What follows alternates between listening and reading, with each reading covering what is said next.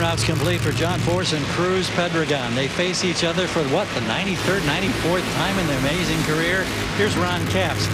Mike Dunn was talking about how straight that was right down the racetrack, and as a driver, you got to love it. Not in the car. Yeah, I had the luxury. We were talking about other stuff I get to do. Spent like 3 days testing with the late Dick Trickle in the IROC series. I was going to get a chance maybe to run that series.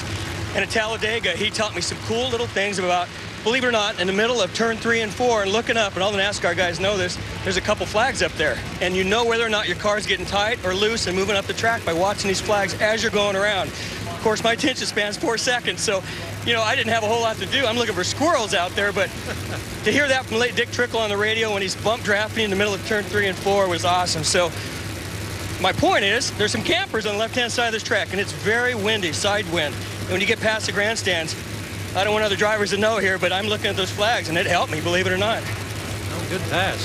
Find out who you're going to face momentarily. And Cruz Pedregon telling me in the staging lanes, their biggest problem today has been getting it down the racetrack on all 8 cylinders. So far, they've been able to do that. He said they had to manipulate the fuel system in order to make it happen. He said they had way too much fuel, just like putting lighter fluid on the barbecue grill. Eventually, it's going to put out the flame. We'll see if it sticks here. Well, it seems to be working because he was low ET the previous round after qualifying in the bottom half and making a so-so run in the first round. If he can get it together and run another 4:10 pass, watch out. John's going to have his work cut out. 93rd time these guys have met. Oh, hang on. John Force barely held on.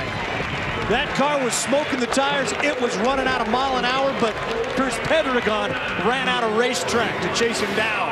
Well, the first race was to see who could stage the deepest, because they had rolled them things in.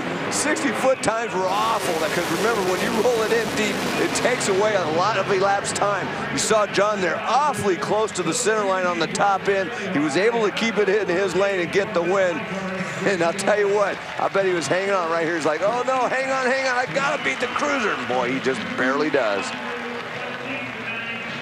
And with Don Schumacher, who owns Don Schumacher Racing, going up a classic battle, Caps from your team going up against John Force in the final. Don, how difficult is it to put together a successful team?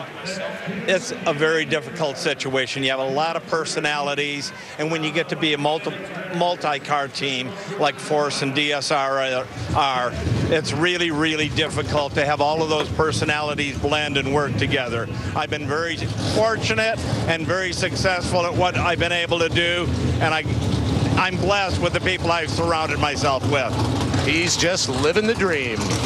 Oh, those numbers, oh, so close between the two now. These were the numbers coming in, and let me just tell you that it's Caps and Force, DSR, JFR in the funny car final.